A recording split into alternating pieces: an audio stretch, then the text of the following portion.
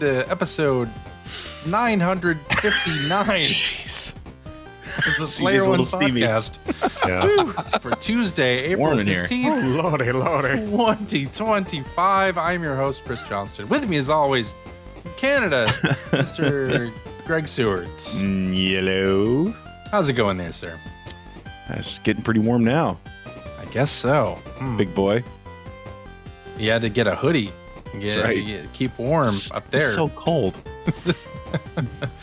Yeah, it's still cold. It's still winter in April. It's getting better, but yeah, like we had like a full snowfall earlier this week. What? Oh, Yeah. damn. Goodness.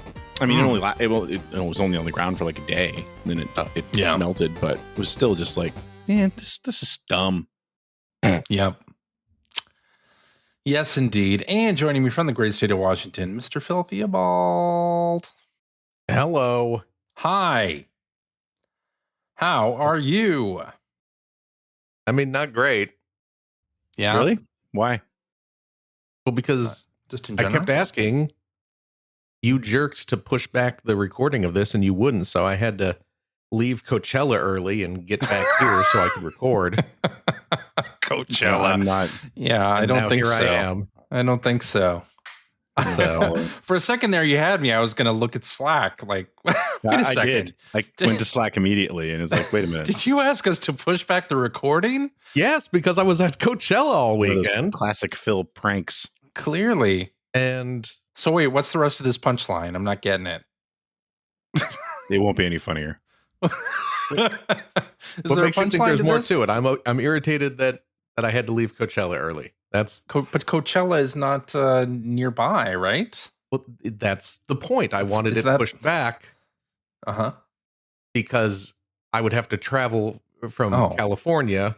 Well, which performer at Coachella were you looking forward to seeing Uh, that we prevented you from seeing? Beyonce? That's a singer. That's, that's somebody who makes music. Ariana Grande, right? That's That's another another performer. Taylor Swift. Oh, she probably doesn't do Coachella. She's married to that football guy. She probably doesn't do Coachella. She's not married to the football guy. I think they got married at the Super Bowl. That was the big halftime show. That was the Super Bowl ring that he has, right? Yeah, it was a the whole twofer. the whole Super Bowl thing was their wedding reception. See, this is exactly the reason why I start surfing Facebook almost immediately when we start the show. because Yes. you're a YouTube 70-year-old man, apparently. You two idiots can't get past the punchline. Yeah. Okay. Well, we're past it now. Okay. You happy? Yes. Thank Okay, goodness. good. How you doing, Phil? For real? I'm fine. Yeah, you're good. I'm fine. You know what? No way. You know, I'm joking about the Coachellas. Talking about that, John Madden football. Are you watching something while we're Rick's watching something about John Madden football. Greg's some watching research. something more interesting than us. that while wouldn't we're- be difficult. It's like having Ford back on the show. I know. We got someone more interested in Football. I miss football Greg than- Ford. oh my I miss goodness. Greg Ford too. You know what I did see? What's that? Someone posted this on the onlines Mm. that there was a performance at the Coachellas, Yeah. and it did momentarily make me wish that I was there. Okay. They might because- be giants. Up on stage, no, I've seen They Might Be Giants plenty of times. Yeah. Doesn't mean you wouldn't want to see them again, but anyway. I mean, I can go see. I mean, They Might Be Giants tour frequent. I'm wearing a Yes. They Might Be Giants shirt as we All- speak. All the time. Yeah. Yeah, they're touring constantly. I could go see them in Seattle. I'm sure this year, if I Sometime wanted this to. year. Yeah. But who was performing? Paul Williams. You know Paul Who? Williams? Yeah. No. You- Greg doesn't, but Greg, you know his work. Among many other Muppet things, movie, right? What's that? Muppet movie? He did all the music in the Muppet movie. I mean, that. Moving right along. Okay. Classic. Oh It's a classic song. my god, I friggin' Muppet movie, honestly, probably in my top 3 favorite movies of all time. Really? Oh, okay. I it's love a good Muppet movie. movie. It's not in my top 3, but it's good. Absolutely adore the Muppet movie. It's a great movie. So you had Paul Williams, yes, up on stage with Weird Al Yankovic. Oh, this is getting good. All right. Yep. With DJ Lance Rock. Don't know that either. Yo Gabba Gabba. Okay. And all the Yo Gabba Gabba friends performing Rainbow Connection. Is there a YouTube video of that somewhere? I saw a little video clip of part of it. There's gotta be. And HR Puffin stuff was there too, but wow, whoa! I'm even I'm not are the old people enough. who are going to Coachella even know what like half of I was that going to is? say. Well, you know what? The grandparents used to talk about it. So I mean, Weird Al is still out there. Weird Al's timeless. Yeah. He's a perennial favorite. They did bring back recently Yo Gabba Gabba. They did on Apple TV. Yeah, and well, the new little girl who hosts it, was also up on stage. And I don't know if she's like, I don't know in the Yo Gabba canon. She's related to DJ Lance Rock. Is she like DJ Lance's daughter? I don't know. I think so. Is she? I don't know. Something. I don't know. I need to watch the new series. I kind of want to watch it. The only DJ Rock I know is Easy. Well, this is DJ Lance Rock. I've seen. I know. The old episodes so much because my daughter used to love that show. Ben was a big Yo Gabba Gabba fan. Yeah, which turned me into a big Yo Gabba Gabba fan. Phil was a big Yo Gabba Gabba fan. Yes. Yo Gabba Gabba is like the Wiggles if the Wiggles were awesome. Yeah. I used to have I think you not to t-shirt. besmirch the Wiggles, sir. Too late. I used to have a there's a party in my tummy t-shirt. Well, there you go. See? And you have to get rid of that shirt once the party ended in your tummy. Once the party ended. Yeah. It was a Broby t-shirt. No, Broby? No. Is that am I saying the right person? Broby? The little green guy? Green. Yeah, green guy. Broby, okay. Yeah. Plex was the robot. Muno is the red one. Yeah. It's all coming back to me now, and Greg's watching more Madden stuff. Yeah, well, Greg's going to be watching Madden stuff all day. We might as well just... Focus, Greg, focus. Is this what you do on, like, Zoom calls for work? Your eyes are clearly like... Strangely enough, on Zoom calls at work, he's watching our previous Player One podcast. So we can remember and figure out what happened. Yeah, what were we talking about that show? I was too busy. Yeah. But yeah. Okay. So I should track down. You should track that down. And yeah, like I said, HR Puffin stuff was there, but even old man Phil is too young to care about Sid and Marty Krofft stuff. Yeah, me too. I mean, yeah. Look, I was born in the 70s. I wasn't born that early in the 70s. That was before my time. Or late 60s. Yeah. Yeah. Well, anyway. Yep. That's good. That's good squishy right there. Now, that's not to say I didn't enjoy the altered state of Drugachusetts. Who didn't enjoy that? The Mr. Show parody of Sid and Marty Krofft, and specifically HR Puffin stuff, but still. Yes. Anyway. Well, yeah. I got some video game news to talk about. Should we do that? Do we have any sodas to taste or candy? Limited edition candies Phil or cookies? just holds the first part of this show hostage every week, doesn't he? Amen to that. And why shouldn't I? Just checking. The first part of the show is the best part of the show, as everyone knows. And don't I deserve the best? Sure. I do. You know what? I don't have them here to try. They're out in my my kitchen. But I was at the Safeway yesterday with my boy. We went and saw the Minecraft movie. Okay. and we stopped at the grocery store on the way back to stock up. And you know what they had there? What's that? I mean, it's a grocery store. Take a guess. They had Food, apples. They had spaghetti. It's a grocery store, man. They have lots of stuff. But the specific thing to which I am referring is they have a. They must be doing this. Must be like their incoming summer taste profile for snacks, because they had a whole end cap set up of lemon flavored snacks. Oh, and your boy a real loves lemon party. Lemon. What's that? It was a real lemon party. I'm having a lemon party, and I want you two old men to be here. Okay.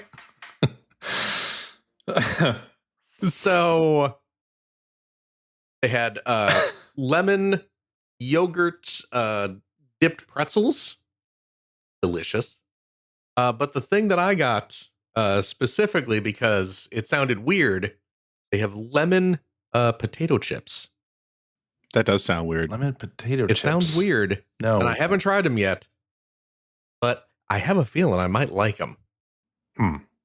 They just look like Lay's potato chips, but they are apparently lemon. I don't know if they got lemon zest on them.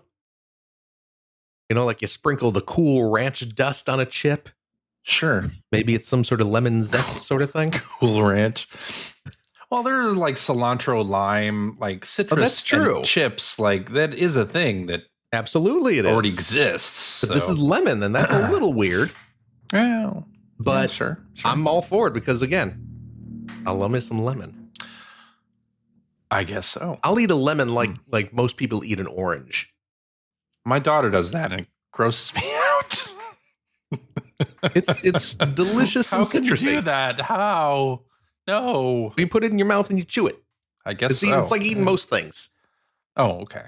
Yeah. But it's good. How are you? I'm good. Your beard's holding up.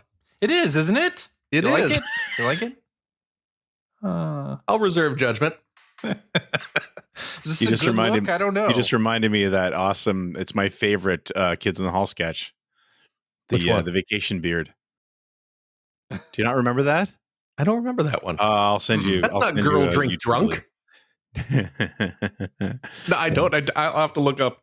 Yeah, you have to look it up. Vacation beard. Yeah, you're approaching Mountain Man. Am I? Okay, a little bit. That's the goal. So no, is it? I don't know. How big is this going to get? I don't know. I don't think I'm going to be one of those people that like. Okay, you're not going to go like you're getting into the realm of like specific products for your beard at this point. Oh, I already have those. Oh, there you go. Okay, I started off with those. No. You did that first. You prepped. I was like, well, here's the thing. I've never grown a beard before now, and I always get to the point where it's like just really itchy and irritating, and I'm like, screw this, I'm shaving it off. Right. And I was like, all right, I'm gonna power through. I'm gonna do this right. Go to the internet, watch some YouTube tutorials on growing a beard, because those exist. Nerds. Those exist. Can I sum up the growing beard tutorial video? Just don't shave. Go ahead. Don't shave. That's it. Don't shave. If you sense yourself reaching for the razor, stop. Just don't. Phil, you should have uploaded that to YouTube. You'd probably be a millionaire now. Yeah. Damn. You're right. I don't know how many ad breaks I could cram into that. Well, that was about 20 seconds. So I'd say about 12. Okay, we can do that. Millions of views these videos have. So it wasn't just me. Oh my goodness. So I got products. I got some beard oil. Keep it vibrant. Yeah. And soft. And got some balm as well to keep it not itchy and vibrant, soft. Okay. Yeah. And I got some special wash, vibrant, soft. How is beard wash different than shampoo? I don't know. It's in a different bottle. It's in a different bottle. It costs about 2.5 times as much. Pretty much. I mean, I don't know. I feel like it makes sense because the hair on your face is a little different than the hair on top of your head. Those of you who have it, yeah, it's more bristly and I'm not surprised it requires different kinds of maintenance. Okay, it is. Yes, not Nar in the chat. Does this mean CJ is a real pirate now? Yes. Yar, it do. Next step, he's cutting off a leg. That's right. Gotta have a peg Getting leg. the pegs installed. Yeah. So you're not going to go like full like Sean Smith level beard. I don't think so. No. Okay. No. Okay. I'm gonna let it get a little longer and then start to trim it. I also you have to get a trimmer. You have to get one of them, trimmer jobs so you can do that. In for the trim job. See, that was something that because I already own clippers since I'm bald, and that's what I use to shave my head already. So I already have all that stuff. Okay. Well, there you go. I see. Speaking of which, so my daughter had her provincial beard. My daughter had her provincial tournament this weekend for volleyball. Okay. They ended up winning gold. We're done with the beard talk. Well, it's related. You'll see. I want to put a clothespin on my beard. See, you're getting closer and closer. So anyway, yes, they end up winning gold. They won the championship. It was awesome. Very nice. My daughter got named to the All-Star team and the tournament MVP. Okay. That was fantastic. I embarrassed her because I might have teared up a little bit when they announced that she was tournament MVP. So all the pictures of her after they announced that are her giving me the like, oh my God, my father's so embarrassing look to the camera. But anyway. Excellent. That's because during the game you were sitting there watching Madden footage on your phone. That's the problem. It's not the crying. Anyway, so I talked a couple weeks ago about the clipping thing. He didn't deny it. Yeah, exactly. And I ended up getting clipped a few times this weekend too. And every single one of them said nice hair on them. Ouch. Yeah. Teenage girls are mean. This is, for those who may not remember, people writing what are supposed to be little positive messages on clothespins and clipping them to people. And that is a positive message when you're clipping it to, a 13-year-old girl's braid. Right. But when you're clipping it to a 48-year-old bald man's jacket, it's a little bit mean. You're like, what the fuck is this shit? I'm out of here. This whole tournament's out of order. This whole thing is a farce. Thank goodness. Yeah. All right. Anyway. Sounds like Canada's got a body positivity problem. Oh my goodness. Speaking of farces, Switch 2 pre-orders have been delayed in the US and Canada. Thanks, Obama. What was going to begin April 9th at retailers, anyway, is now happening at some point later. We don't know. The launch date of June 5th remains unchanged, but there has not been a new pre-order date announced. I imagine we will probably hear something this week. Maybe? Hey, CJ. What? Remember when the pre-orders got delayed for the US and Greg was getting all uppity about it? He was all like, yeah, you guys, you chumps. You chumps. Down there. And then I'll be pre-ordering on April 9th with the rest of the world. Yeah, and then that's what he gets. That's what he gets. No, you won't. I'm gonna clip a clothespin to him that says nice Switch pre-order.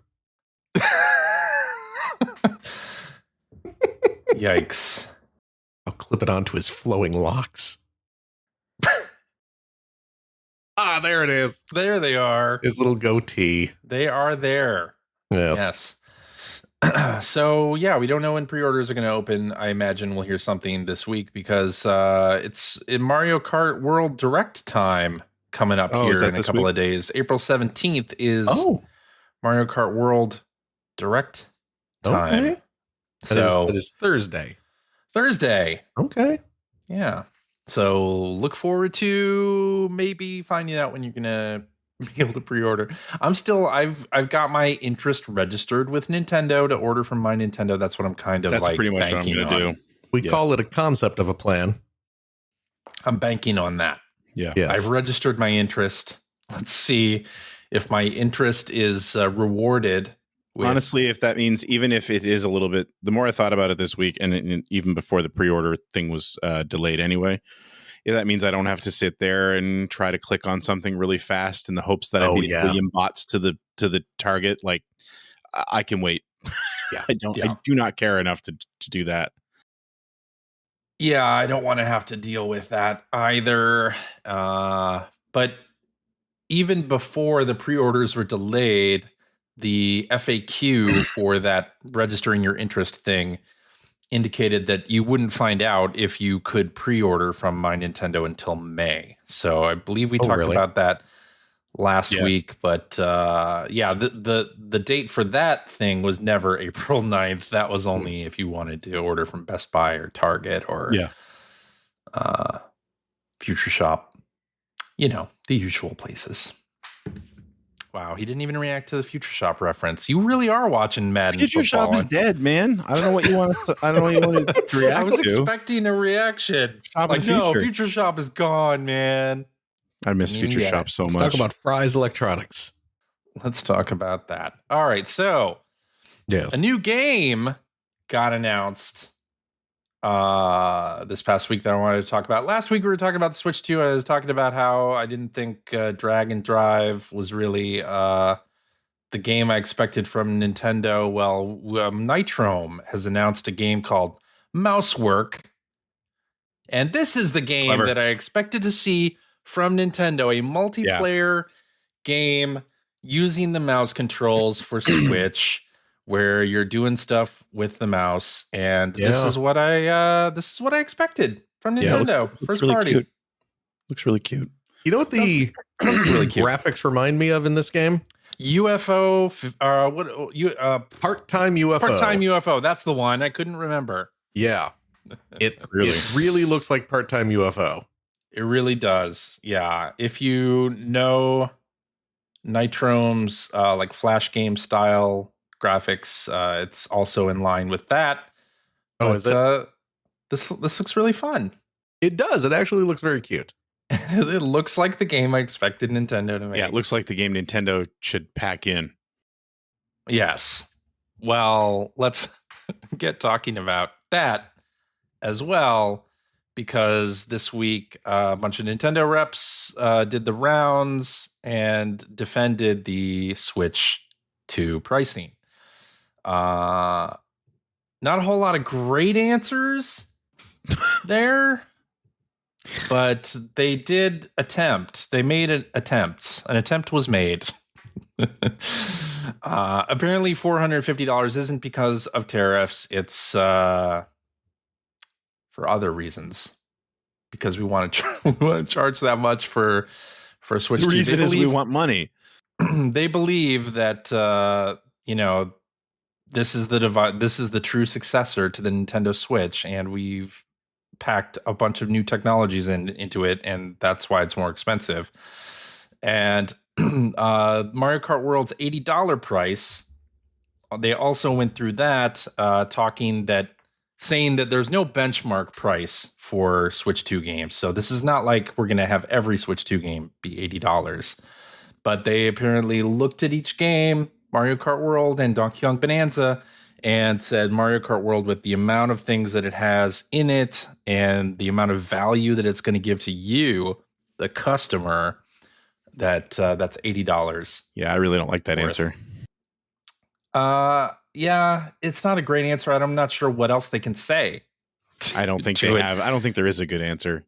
There's not a good answer. They say that we'll find out more about what's in the game on April 17th for the Direct. So there's stuff apparently we don't know about. I don't know. We'll see. And of course, talking about the Nintendo Switch Welcome Tour game being $10. That again, the answer was we feel that there's $10 worth of value in it, and that's what you're getting for it. So that's the answer. So yeah, I don't like with the Switch 2 price. I can get on board with the reasoning, right? Because I kind of said that last week when we were talking about it. It's like, well, the tech that's in the hardware that's in there, the tech they're using, that helps to dictate the price, of course. Yeah, that makes perfect sense. But when you're talking about game prices, like, well, these features are really nice, and you're going to start modifying your game price based on that. First of all, I don't think that's an honest answer. But if it is, I really don't like it because it just, I think that it makes more sense to have a benchmark price. And if the benchmark price is 80, then it's 80. And just say that. Do you want it to be 80? No, Frank, is this what not at all. No, but I'm just saying, like, if we're going to start justifying it by saying, well, like Mario Kart World has all these great new features. Like, well, yeah, but every new game all the time has great new features. And, I mean, you look at it from the video games themselves. Yes, the cost of development has gone up. Obviously, it has. And the same is true for Nintendo's own development. Sure, it's gone up too. But I mean, it's also a volume play when it comes to stuff like this. And there's probably, I mean, you just, again, looking at Mario Kart 8. Yeah. How many millions of copies? Like 60 million units. So, it's like you got to expect that Mario Kart World is going to be the game at launch. Yeah. And I don't know. I just don't like the whole, like, it feels like a slippery slope to say, well, it's because it's got all these great new features. Like, no, just say that games cost too much to make now, and this is going to be our new price. Nobody wants to hear that. You don't even want to hear that. No, I don't. But I mean, even if it was the truth, you don't want to hear that. At least it's genuine. Is it? Sure. Yeah, but it's genuine, but it also sounds. It's more honest than, well, it has some really great new features. Well, that's not exactly what they said. You're boiling that down to. I mean, it's more like they looked at the amount of time people spent playing Mario Kart 8 Deluxe and the amount of features that were in Mario Kart World and versus the price of Mario Kart 8 Deluxe, and they decided they wanted to charge $80 for it. Yeah. So anyway, well, this will be the story until Rockstar comes out and says that GTA. Yeah. Exactly. 6 is $100. So yeah, I mean, I think it's obvious that the Switch 2 at this price, when games are this much, like if a new Animal Crossing were to come out and it was $80, there's no way it's catching the sales numbers that Animal Crossing New Horizons hit on the Switch 1. I mean, part of that is the pandemic, but also I think it would be very difficult to that's been kind of my in the door. That's been kind of my whole point with the whole pricing discussion in the first place, is that I'm curious to see if it's going to have a real impact. And I feel like if it has a real impact on Nintendo, again, as I said last week, a company out of the three manufacturers that's probably the most insulated based on fan base loyalty from price discussions and on it, obviously from people being deterred from buying their games based on price, because Nintendo games famously hold their value in retail. Nintendo doesn't drop the prices of their games. They don't discount very deeply, and when they do, it's like $10. Previously, we'd have like the Nintendo Selects or like the Player's Choice series. Sure, they didn't do that for Switch. But I mean, like Mario Kart 8. Again, I keep going back to, because we're talking about Mario Kart World. I mean, that game's what, 12 years old? I think. I mean, if you count the Wii U version, the Wii U version, yeah, still full price. Yep. So that's why I'm saying I'm curious. I bought it twice. Most of us did. I'm curious to see if this actually has a real impact, because I think you're making a good point. If something like an Animal Crossing comes out, it's a little more niche. Yeah, can it perform to the level of the previous Animal Crossing game? Now, that being said, at $80, I'm not sure. Is the Switch 2 going to perform as well as the Switch? Because the installed base is going to be potentially smaller, much smaller. Not because the Switch 2 doesn't look interesting, but the Switch was I mean, it was huge. It was huge, and it was also the gaming platform of the pandemic. Right. Like, exactly. So that really skyrocketed the Switch to people who didn't play games before. Right. I'm wondering if Nintendo even thinks that the Switch 2 can possibly catch the Switch 1. It'll be interesting to see.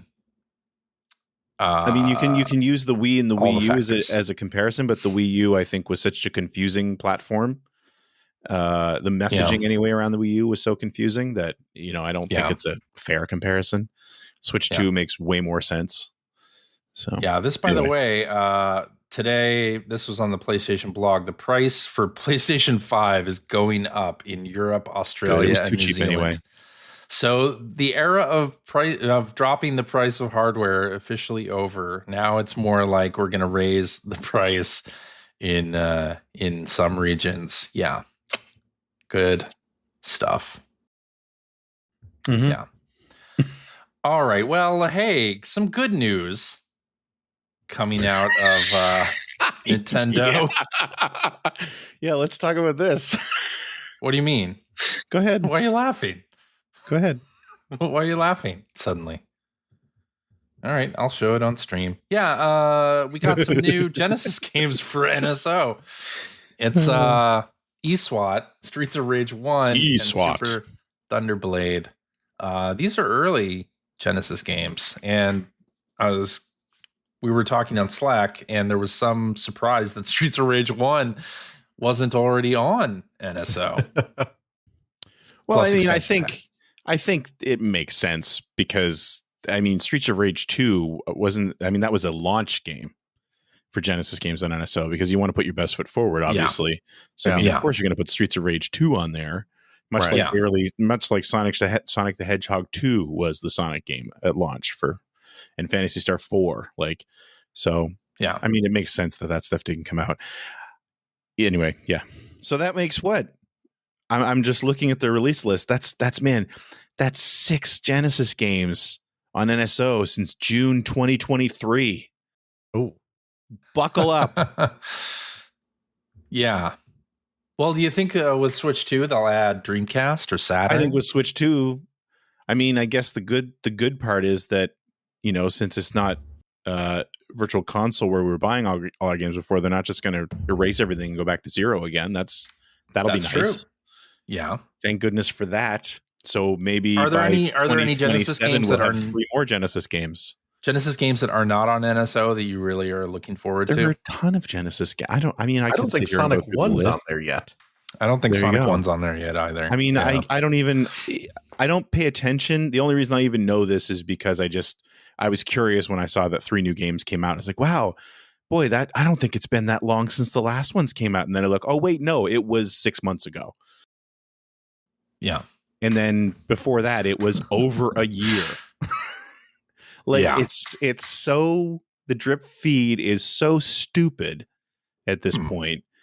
I mean, yes, there's probably a ton of Genesis games that I would love to see on there, but I don't even know what's on there on that. And add some Sega CD stuff anymore. Too. That'd be great. Yeah, that'd be easy to do actually, but I would think if they got a working Genesis emulator anyway. I mean, they do have some good stuff on there. They have some interesting stuff on there, like the Wily Wars and Alicia Dragoon, and there are some really interesting sort of not super top of mind games on there. I will give them that, but I also feel like it's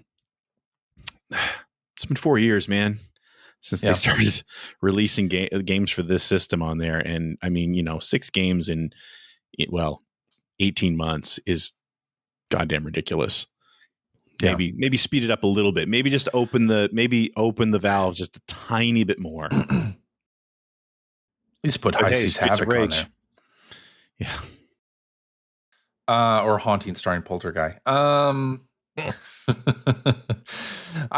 think the Nintendo Classics, I think the way that they've done it is actually kind of nice for players who didn't grow up with these games. Like my daughter is playing the Nintendo World Championships kart right now and doing speedrun stuff on Super Mario Brothers 2 and Zelda 2 and all that. And for her to have a way to play those original karts after doing the little bite-sized speedrun challenges, like is nice. Yeah, Not that Sega Genesis stuff has that same kind of sort of challenge that would bring people into it, but yeah.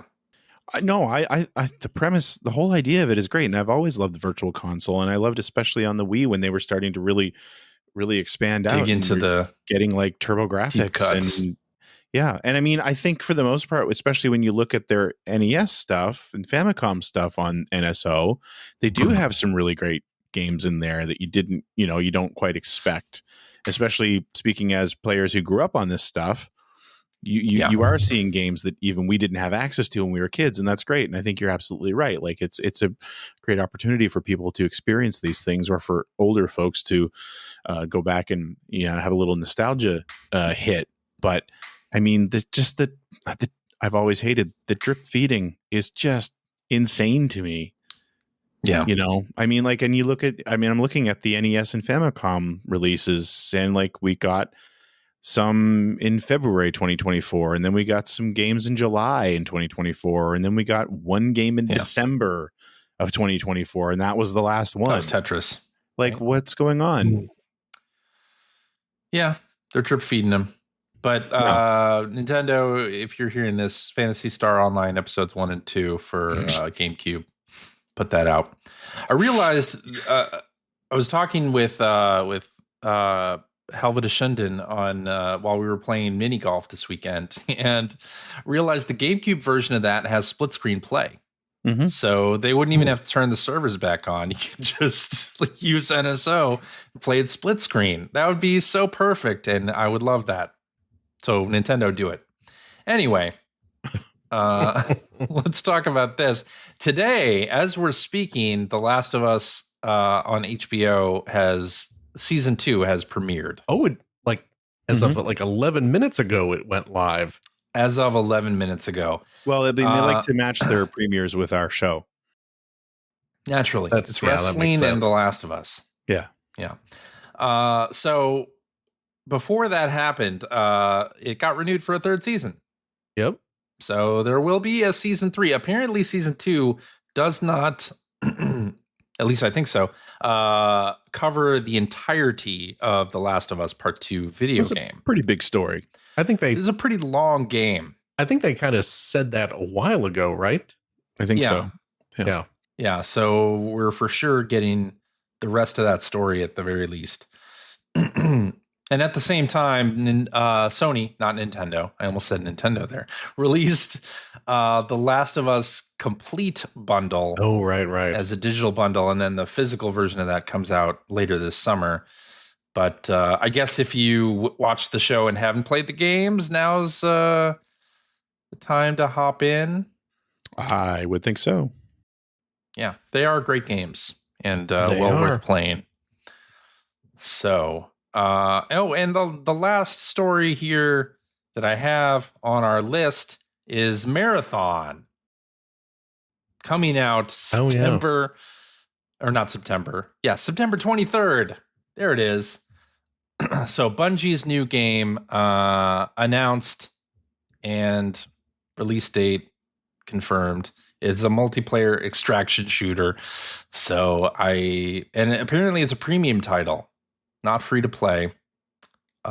So we'll see how that goes for them in CJ, this market. Yeah.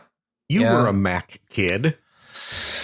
I was a Mac kid. I was never a Marathon kid. I was never actually you didn't play this back in the day? I was never a gaming on Mac kid, really. Well, I guess I played Doom and Doom 2 on the Mac. Oh wow. And Duke Nukem 3D, but I never played Marathon. Okay. Yeah. Because that was like the thing, wasn't it? That was the Mac exclusive game. Yeah. So I never played the original Marathon. I played a little bit when it was released on 360 on the arcade. Yeah, it came out on Xbox 360, and then I couldn't play that version because it was really smooth. It was weird. Like it moved all wrong. It was very smooth. Like that kind of motion smoothing sort of thing going on with it. I don't know if that's how it played on the original Mac, but it felt weird. I assumed CJ would never play it just because of the way Right. I did attempt to play. I downloaded, I think, a demo of it. Okay. And attempted to play it and had to turn it off after about a minute. Ooh. Because I knew that it was going to make me vomit. So very I could unnatural tell feeling to it. that early on. Yeah. So, but hey, let's see what Bungie. I like on the PlayStation blog. I don't know if you saw this. They, here, let me share this on stream. They actually, so the story for Marathon, this never happens on a first party blog. They mention Xbox Series X and S. Oh, wow. Yeah, look at that. On the PlayStation blog, because Bungie is owned by Sony and they are releasing this as a multi-platform game on PS5, Steam, and Xbox Series X and S. So no Switch 2 yet, but kind of funny to see the word Xbox on the PlayStation blog. That is a little weird. Yeah. Alrighty. Let's get into what you've been playing, since we didn't do that last week. Oh, right. If you'll remember. I finished some video games.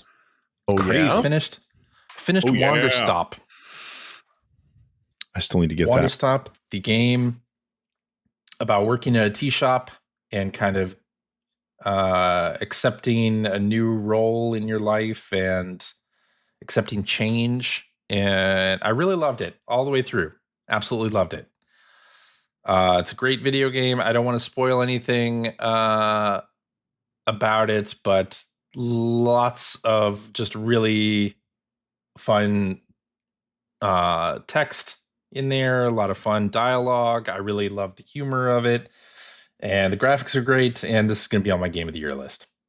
Wow. All right. Most Way definitely. to give away the store there. Sorry. Also on my Game of the Year list, Pirate Yakuza in Hawaii. No, surprising nobody.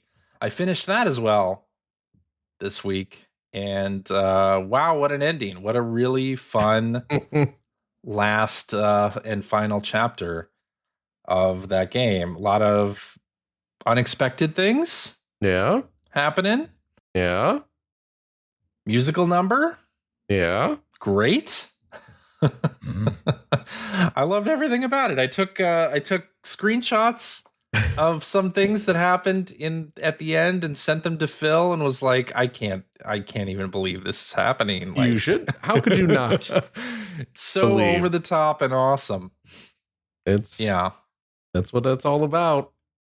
It is. Yeah. It's a very good game. It is a very good game. I'm still wondering where they go next. Yeah. Like, what is the play for the Yakuza series after this? Like, what other ground can they possibly break? Yeah. So, I'll be looking forward to it for sure. The soundtrack for that, I'm assuming it's on Spotify. It's definitely up on Apple Music. So, if you want to relive any of the shanties, or the song over the end credits. Ooh, yeah. Which is it's great. My daughter was watching me play a little bit, and then she like went away and came back downstairs right at the end credits and looked at it and was like, what is going on? Can I give a little ending spoiler?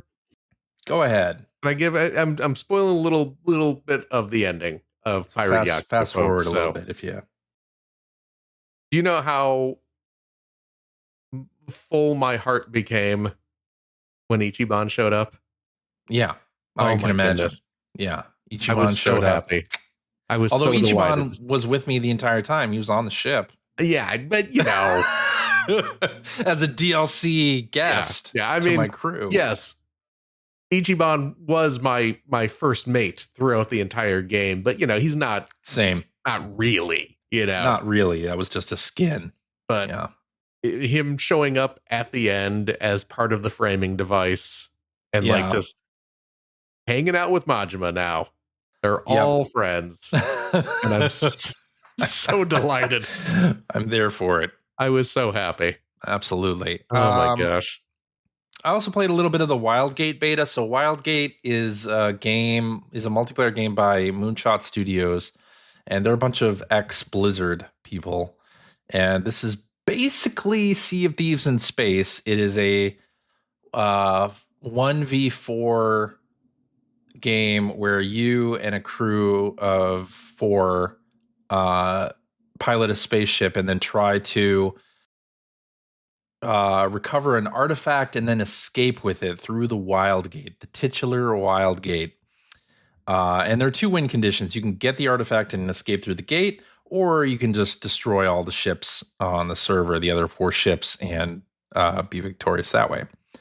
Which I like. I like games that have multiple ways, multiplayer games where you can be the winner multiple different ways. I like that. So, but yeah, it's very Sea of Thieves like. It's very beautiful looking. It's got that Blizzard polish, like just in terms of gameplay and control and interface and everything. It's really great. Played a little bit of it, played through the tutorial and a couple of games online. I'm really looking forward to this game. It's PvPvE, but because it's kind of heavy on the PvP, I'm not sure if it'll replace Sea of Thieves for me. But Sea of Thieves in space, the idea of that is awesome to me. So it's right up there with Void Crew is getting an update. Void Crew is PvE focused, so no other players to defeat, and that one very similar to Sea of Thieves in space. Also love that. I love this idea that more and more companies are like creating games that use the tools not rules idea that Sea of Thieves has, where you have like multiple ways to win and they give you the equipment to just like create these crazy scenarios that happen during the game. Emergent gameplay, as it were. And I just love that. So WIldgate, take a look at that. They were doing a special preview this past weekend. They're going to do more of those, and then the game comes out later this year. Very excited about that. And then I also played Blueprints. Me too. Oh. Blueprints, the game that everybody is talking about on your Blue Skies, on your threads, on your social media networks. Probably you heard about it. And it's available on Game Pass and PS Plus. So you really have no excuse to just go download it. And this was pitched as kind of like a Outer Wilds / Obra Dinn / Myst like video game, like a graphic adventure puzzle game where you're going to want to bring a notebook and write some things down. And it's real like cerebral stuff. And I was like, okay, I might be into that. I'm going to be honest. I saw you both had this on your list. Yep. So I looked up what it was. A little reading about it, watched a little videos about it. Yeah. This game looks like it is not my thing. Says the man who just bought a Playdate 2 weeks ago. But it was previously not your thing. But this really looks like it's really not your thing. I mean, again, you know, I don't be sitting there with little crank making glasses of root beer or whatever. Yeah.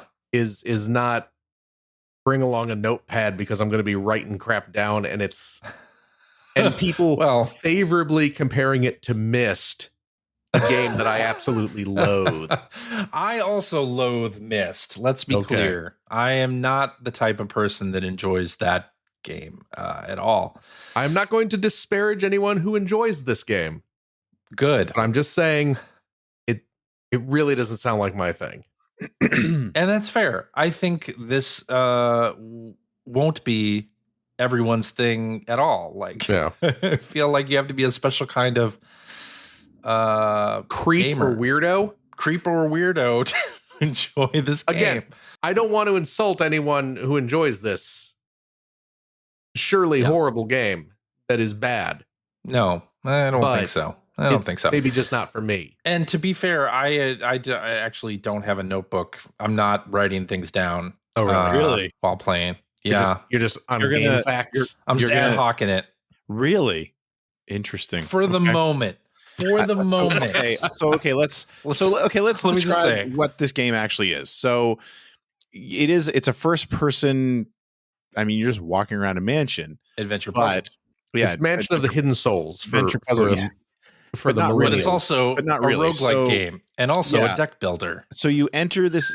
You play in days. Each round is a day, and you enter this mansion. And the whole thing is I forget what the actual grid dimensions are, but I think you're looking for the 46th room of this mansion. And the way I'm going to you guess play it's it, 9 by 5. the way I you play believe it that's is correct. Yeah, I think you're right. Just because of math. I haven't played this game, but I understand my multiplication table. So just while you're playing it, when you go through a door, you're presented with 3 possible blueprints.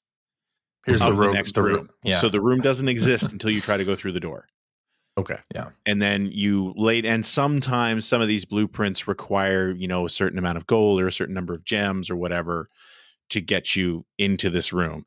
And so you're building the mansion every day. It changes every day. You start in the foyer every time. And the way it counts it is you start with 50 steps.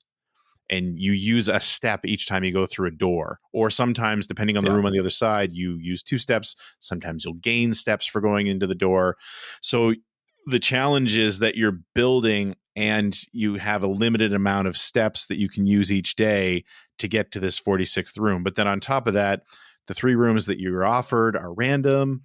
And you unlock more rooms based on the things you've been doing. And then you're getting bits and pieces of puzzle clues in different rooms. That's the whole notebook thing. Where it's like, okay, so this I remember in one room I ended up delivering a package, and then if I built that room again, then the package would have been delivered, and that's how you get an item. And then there's like these there's stores or the kitchen where they're only open on certain days.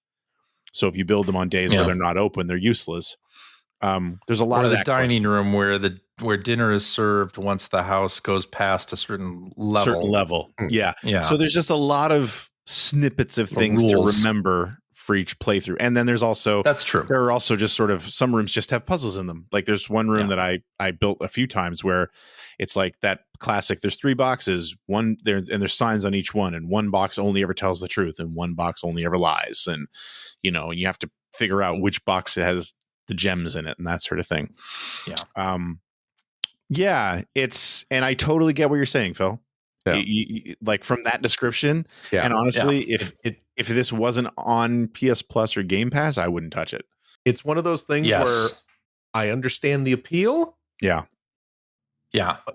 It's like Gunpla, putting together Gundam models. I get the appeal. I see why people would become obsessed with it. You build Lego. Have you ever tried putting together like a Gundam model, CJ? No, I have not. Attempt that, and then I put don't together a Lego set, and you tell me that there's no difference between those two things. Okay, there is a difference. I think he was saying more of the desire to build something. Yes, that's exactly what I was saying. But again, I love Lego. I cannot possibly No, putting together a Gundam model. I get it. Thank you. I get that. No. I get that. But I understand why people would love it. And for about the first, playing it initially, going through like the first day or two, because once you can't progress, which happens a lot. Well, it happens to me a lot. And this is when you run out of steps for the day. Or you can build yourself into a corner. And you build yourself into a corner because or you might have only locked doors. Have 3 doors on the other side of them. Right. Sometimes they have 1, or sometimes the door's locked and you don't have enough keys. Like there are sort of losing conditions, and then you call it a day and you start over again the next day. And for about like the first hour or so, I was like, well, this seems, I don't know. I was where you were, Phil. I was like, this seems kind of like, I'm just waiting for the... I'm waiting for CJ to say, but then something clicked. I keep waiting for you to get to that point of your story. I'm not hearing that part, though. Yeah, and then something clicked. And there it clicked for me... Well, now I'm just waiting to hear what it was that clicked. God. And I'll tell you, Phil. Oh, my goodness. The thing that clicked for me was, and I thought, oh, well, maybe there is something else going on here. and making this interesting is when I was in the security room and looked at the notepad and it said notes that are written in red are lies and notes in blue are true. And I was like, oh, that's interesting, because I was looking at the notes like for like a safe combination, telling me what it is, and it was on a red piece of paper. Clues in red were actually spoken by the Lord, and the clues in blue are not. But then I also got on one of my runs an upgrade disc. Oh, I don't know if this has happened to you. No, Greg. No. Well, I found an upgrade disc and it said, put this in one of the computer terminals in the house to upgrade a room. So I was like, ooh, this seems interesting. So I put in the upgrade disc and it let me upgrade one particular room and change what happens when I put that room down. Now you have like a nice open concept kitchen. No. Granite countertops. Yeah, those are nice. Yeah, or it adds, like, you can add, well, the thing that I ended up doing was it was a room that now gives me 2 extra gems than it did before. Oh, okay. And there's a room you can unlock. It's a laboratory. You use the terminal in there and you can run an experiment in there. And it's different every time you play what experiment you'll run. And it'll give, well, if this thing happens, then you'll get this. So if you have to place down a red room, and red rooms generally have negative impacts when you go in through the door, either they'll take your coins or they'll take two footsteps from you instead of 1, something like that. And you can have, like, if you go through a red room, then this thing will happen, or like it's random what the experiment is per day, but it'll do something fun for the rest of that day. But I mean, the key element here is that, like, all the things you were talking about, like the red and blue clues or red and green, whatever it was, and the different colored rooms, like you don't know heading into it that any of that is a thing. Like, you don't. The whole idea is that you are completely blind going into the first run. So you're learning the most basic of rules based on these different rooms that you're putting down. And the thing that keeps throwing me, and also I think is going to end up being the thing that kind of kills the game for me, and maybe this is an ability you unlock later, but you can't rotate the rooms. Can't rotate the rooms. No. You know what I mean? Like when you get these 3 tiles that you can choose which one you're going to put down, sometimes they're one-way corridors, or they're corners. Like CJ said, they don't all have 4 exits. Right. Yeah. Right. So, but you can't rotate them. Like they would. Well, there is a room that you can rotate. Well, there you go. I don't know if you've unlocked in that. general, you can't. So it's less Tetris and more pipe dream. Yeah. So that's what I'm saying, is that there's a lot going on. Yeah. There's a lot for you to learn. It's a rogue-like. Am I saying that right? Yeah, it's a roguelike. Is there for instance? Sort of, Well, another thing I really liked about the game is from the first room, I was like, I'm just going to go outside and walk around. And there's like a whole outside area. I was like, damn, there's a lot over here. Nothing that I can unlock yet. But then I actually did unlock some things outside, which is also kind of interesting. So it's like the game sort of like starts, there's layers of the onion. You peel back. Yeah. And it reveals itself to you. So I have a question. The question will be is if I have the patience to keep building dead ends. That's the thing. Is there I'm assuming there is some sort of in-game lore explanation as to why every day your house has to be reassembled? Oh, really? No, you are the heir to this house. You've left the house, and part of it is you don't get it until you discover the 46. That part up. Yeah. There's no lore about the goal is you don't inherit the house unless you find the secret room, right? Yeah. But there's no explanation for why you have to rebuild the house every day? Not yet. No. Okay. You're just told that that's what's going to happen, and that you're not allowed to spend the night in the house. Yeah. That's it. That sounds spooky. That does kind of sound spooky. Yeah. I wonder if there will be something to that at some point. But I think it's going to be a pretty divisive game. Yeah. I think generally the critics most of them seem to absolutely love it. Right. Yeah. Although there have been a few dissenting reviews written as well, but I think it's definitely going to be like you're going to get a lot of people like, I get this, but I don't like it. Right. Yeah. So we'll see. I think the thing that I like the most about it is that sense of discovery of like, wow, what if I just leave the house? Or, hey, I just got the garage as a room and I'm tapping this thing that's red. Nothing's happening. It must be the opener. So if I get the breaker box room that will power the garage door, what happens then? Right. Or, oh, there's car keys in the gymnasium. I can use this to get into the car that's in the garage. And like all of these sort of like connections that you make in aha moments. One of them was that I had not found the metal detector until fairly late. Maybe You're like way day further in this game than I am. 6 or 7. And when I found the metal detector and it started beeping, I was like, oh, the little icon comes up on the screen and it starts beeping. Like, what is it telling me to do? And apparently there were keys and coins and all sorts of things that I was just missing that were on the floor of this mansion. In part because the art style is such that a lot of those elements can just blend into the floor. So I'm sure that I was missing a lot of things. But I wonder, were you? Or do they just appear because you have the metal detector now? Oh, yeah. Well, I don't know. That could be. It could be. I wasn't looking for things before, so on the floor. I was looking for things on tables and where you put things. Where you put things, not on the floor. What are we, savages? This is a mansion. Clearly, you've never met my children. Who puts car keys on the floor? I mean, seriously. But I'm surprisingly enjoying it, and I'm just kind of going through it, not caring about having to reset the days. I'm on day 13 now, and not writing anything down, not really like I think you're crazy doing any of that stuff yet to see how far I can get without doing that stuff. So we'll see how that goes, but I'm enjoying it.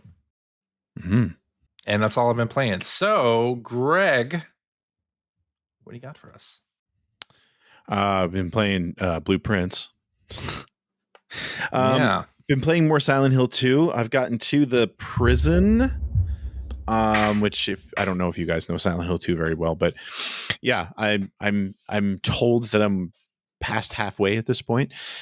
So I don't have a whole lot more to say about it, but I really want to finish it because now there are other games coming out that I also want to play. So, yeah, that game's too scary. Yeah.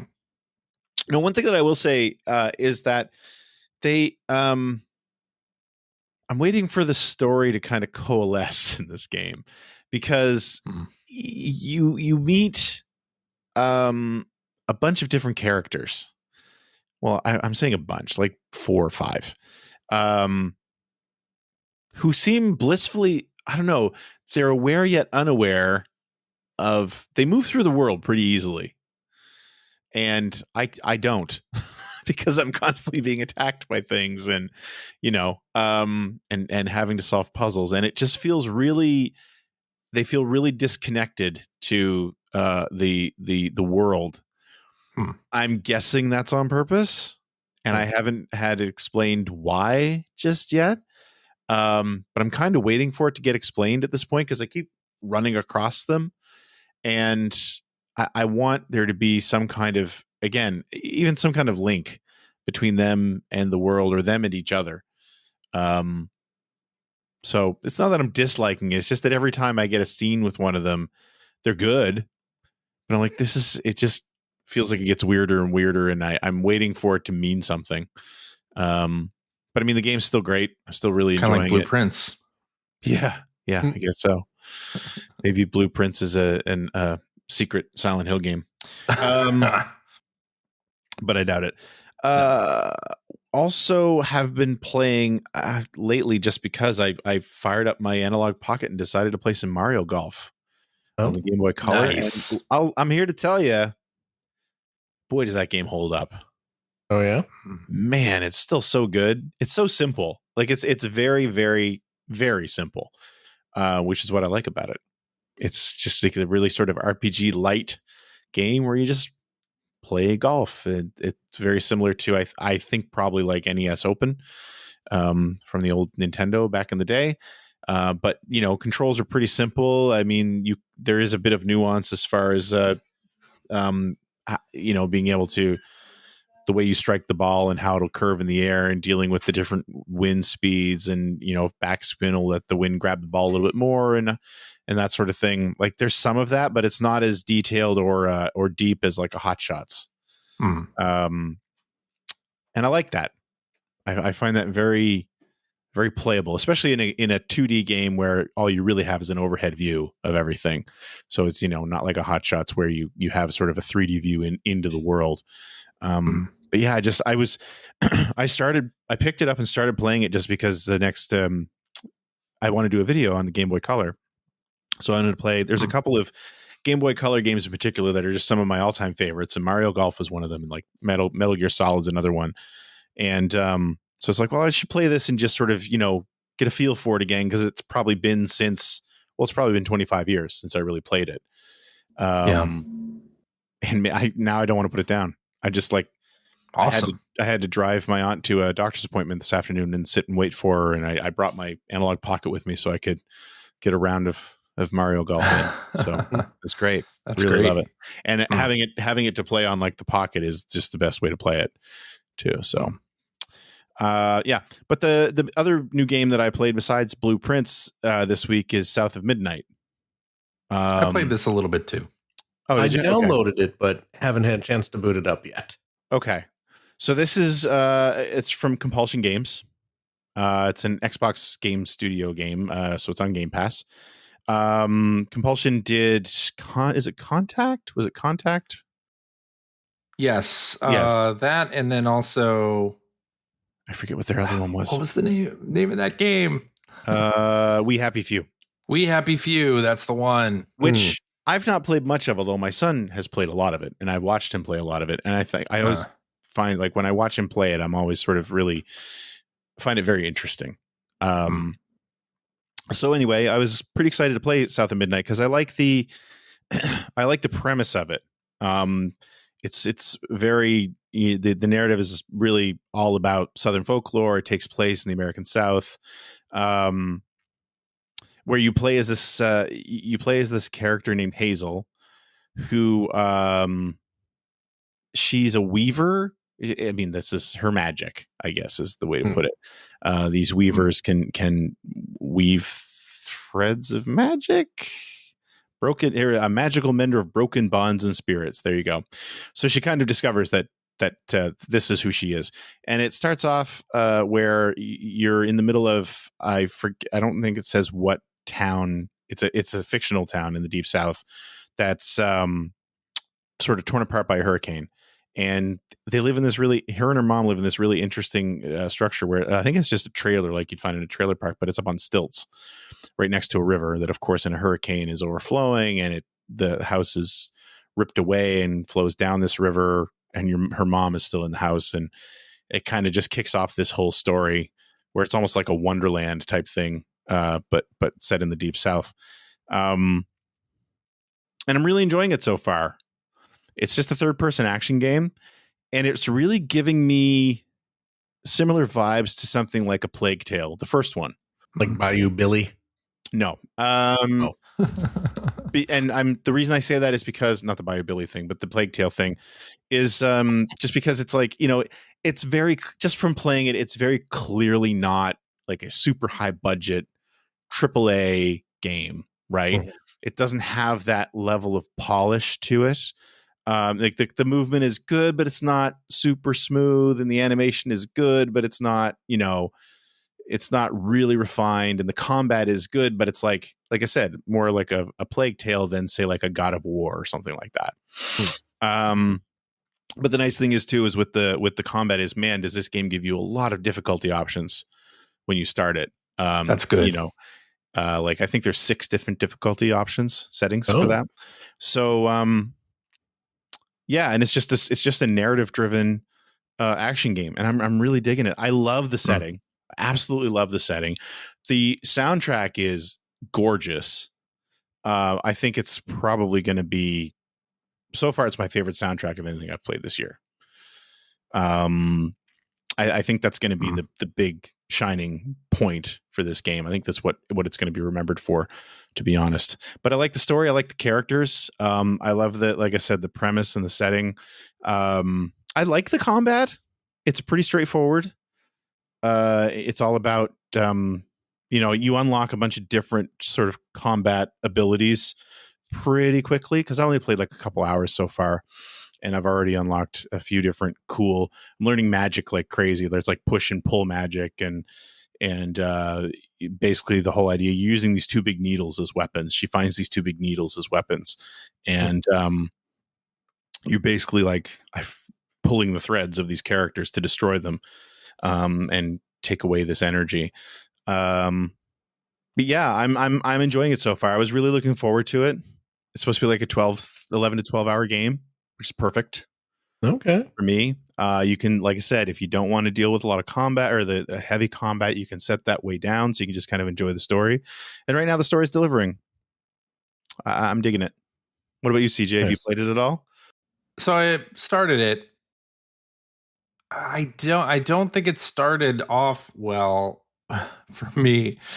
I mean, the story I think is good. Like, and what I'd seen of it before in trailers looks good, but the idea that, okay, a hurricane is bearing down on you and you're packing ?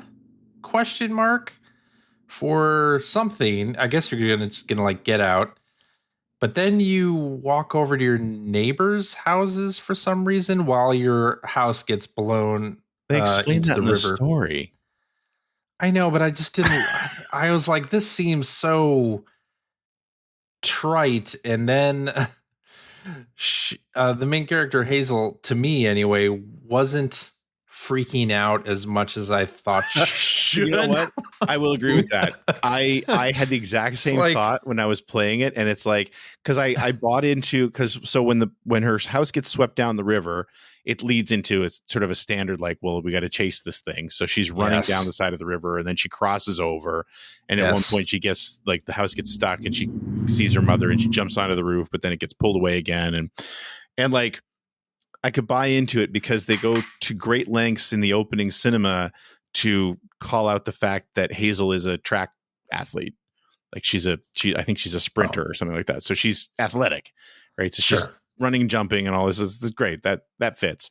But that I'm with you. It's like the whole anytime she speaks in that opening scene, she's like, I better go after the house. Just talking very calmly about what has just happened. And it was very off-putting. It took me right out of the game, quite honestly. And another thing I didn't like about the opening was it does these platforming sections, which are fine, but it's doing the Uncharted sort of, or Assassin's Creed, like walk, grab a ledge and like shimmy your way across on a bridge that seemed to me like she could have just jumped over. Like, it didn't feel like some of the platforming sections were akin to that thing I hate in Star Fox Adventures, where to go in the shop, you had to climb a ladder, run 5 feet, drop down, and then like climb another thing. And it was just like, why are these platform challenges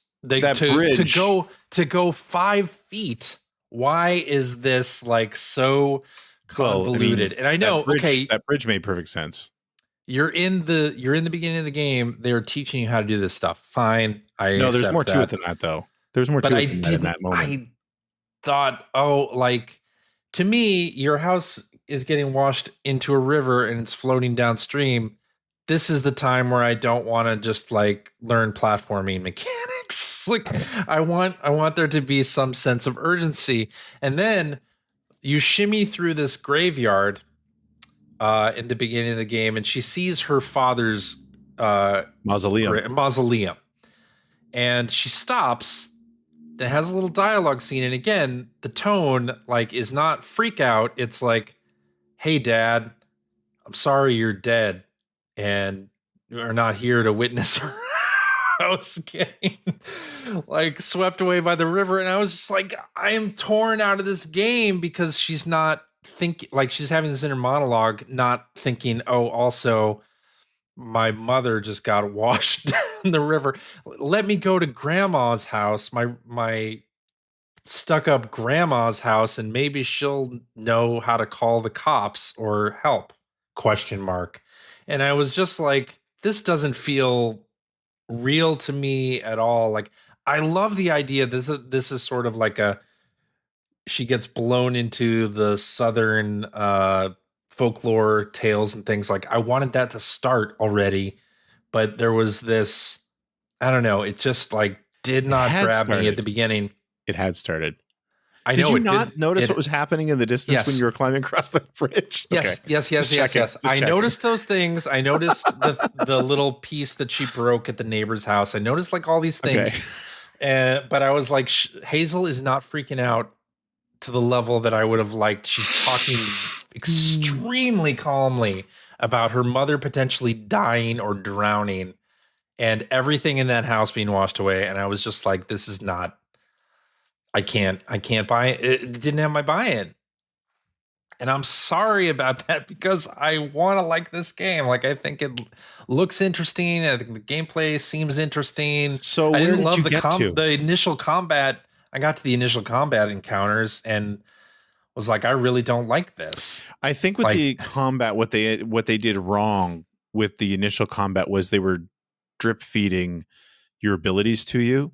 So they make you get into a fight where you don't really have... You don't have any abilities. All the abilities. They don't even teach you about lock-on until like the second or third wave in that fight. Because as I was playing, the first thing I was thinking was, God, I wish I had like Z-targeting or something. I instinctively hit the right trigger or the right stick in, and it was lock-on. Oh, did you? So okay. I had to learn that. I knew that before they taught it to me. And then like the thing is that like if you travel like down the path to the next fight, like before you get there, you're going to learn some magic. So like now if you hit a certain button, she can push them away. Or she can, do some crowd control. Can bind them, or she can pull them toward her. Like eventually that, or even she also gets a jump attack where you jump and then you hit the button again and she'll slam down and there'll be a little bit of a radius attack. You get that stuff fast, but they put you into battle before you've learned literally any of it. And yes, I totally get that. So I just don't think it like started off on the right foot and it did not win me over in those moments. So should I continue trying to love it? I'm not sure. Like with games that are on Game Pass, 20 minutes. Okay, with games that are on Game Pass or PS Plus, they don't have a lot of time to interest me. And the only reason I played Blueprints for as long as I have is because so many people on social media were talking it up. Otherwise, I would have put it away almost immediately. That's the double-edged sword of these services, right? Yeah. Because it is. You can try everything. South of Midnight is another one. The reason I was excited about it is because I knew I could play it for free. Yeah, it either grabs you or it doesn't. Yeah, I mean, I like the premise. I don't like the premise enough to go out and spend like $70 to $100 on it. And take a chance on it. And Blueprints, like I said, I would never even consider playing it if I had to pay for it. Absolutely in the same boat there. But on the flip side of that, like you said, those games have much less time to grab me because there's no sunk cost, right? I don't have any real financial investment in any of it. So no, I totally get it. And I think you're right. I think that they stretched out, it's weird. They stretched out the tutorialization and they didn't necessarily pace it properly. For sure. No, I agree with you. I will, for me, the other thing that is sort of getting me is, so the character design and the animation they were assisted by Clyde Henry Productions. I don't know if you guys know who that is. No. But it's a stop motion animation studio. Okay. It's a Canadian stop motion animation studio. They are known for shorts like Higgledy Piggledy Pop and There Must Be More to Life. They're Canadian movies. Anyway, I like the look of the characters because I think it's a unique look. But during cinemas, they're going for a stop motion animation, which I like. Yeah. But it doesn't carry over to the gameplay, obviously. And since the cinemas are seamless. It looks like it's having technical problems. Exactly. Since the cinemas are seamlessly integrated into the game for a lot of it, it's this really jarring transition. Oh, really? I actually went into the options. You can turn off the stop motion thing. And I did, but then it was still hitching. And I was like, okay, well, that's the technical glitch. That's a glitch then. That's a technical glitch. That's more of a product of this being what I would call like a AA game as opposed to like a full-on AAA high-budget game. So, but no, I agree with all your complaints for the opening moments. But I found that once I got past her mom's place and had her grandmother's place and had a couple of combat encounters and started learning some of the abilities, I was like, okay, this is working for me now. And there's some light exploration too, which is nice. It's actually, that's the other thing I was thinking while I was playing it, is like, this is, rather than a big open world game, which is great, but I don't always want that.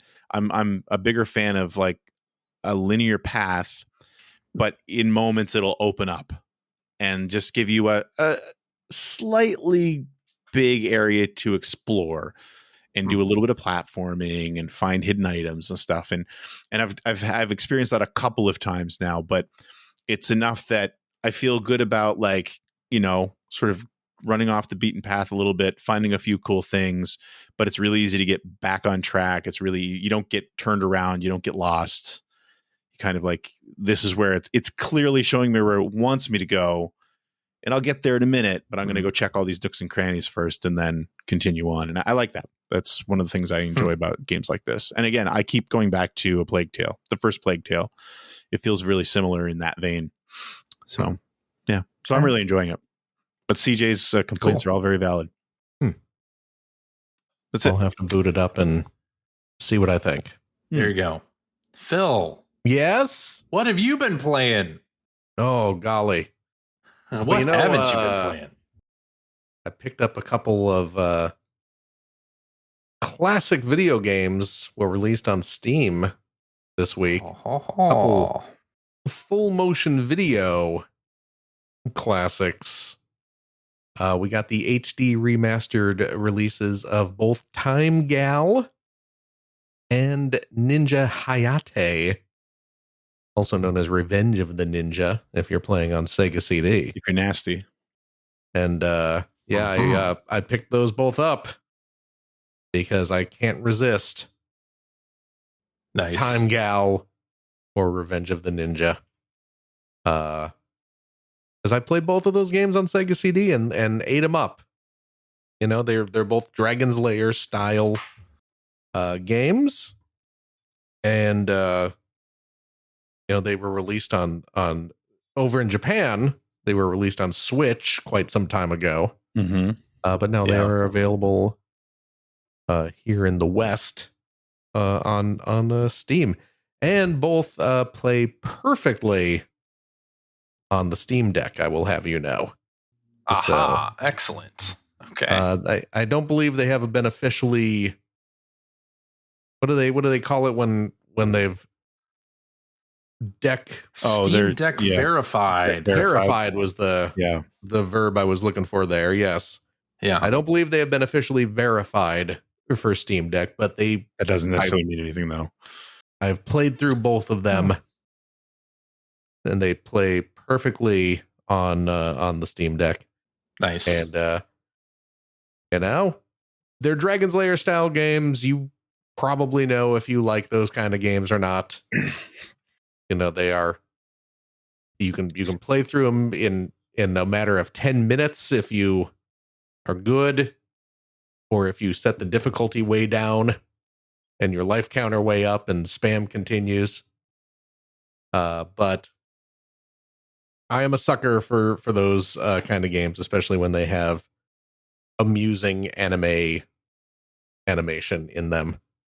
Definitely. You know what I found amusing replaying through Ninja Hayate again. I mean, obviously both games crib their gameplay from Dragon's Lair. But Ninja Hayate, like, flat out steals like whole scenes. like there are bits like, you know, you're sneaking into like this ninja castle, and there are scenes that mimic like the first couple of scenes of Dragon's Lair when Dirk is going into the castle and some of the obstacles that he faces. There's a whole segment where you are on these, you're wearing like water walking shoes, you know, those kind of like round wooden shoes that ninjas would use to scuttle along the surface of the water. There's a whole sequence where you're doing that plays out exactly like the scene in Dragon's Lair when you're in the barrel going down the river, like dodging the whirlpools and stuff like that. Just like 1-to-1 recreations, basically, which I did not remember that at all. I did not either. But I was taken aback at just how blatantly they were cribbing off of some of the story beats, scenarios in Dragon's Lair, but it's very amusing. But yeah, so I picked those up. I mean they're expensive for what you're getting. I think they're $20 a pop. Although you can buy a bundle, I think it was $30 and you get both games. So I did that, of course. So if you're in the mood for some old school Laserdisc arcade action, Steam's got you covered. The other thing, I was playing a little more Dynasty Warriors Origins and a little more Doraemon Picross this week as well. But the big thing that I was playing this week and last week, strangely enough, I suddenly have been getting way into some new Apple Arcade releases. For the first time, like really taking advantage of Apple Arcade and sitting down and playing Apple Arcade games because, well, and it's been out for about 2 weeks now, but there were 2 game releases on the old Apple Arcade. One of which is a port of Taito's Space Invaders Infinity Gene Evolve, which mouthful is a big old mouthful.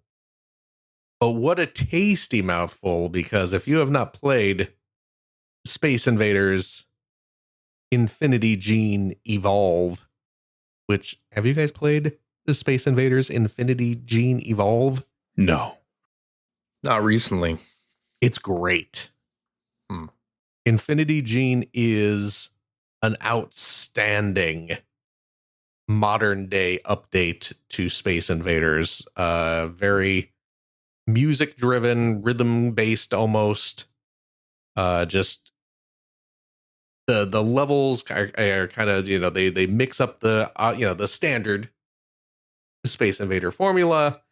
They mix it up to an incredible degree, adding just this modern kind of techno takes on it, and it is incredible. I was so delighted to see this back. So I mean, I didn't pick it up. It's Apple Arcade, so it's free.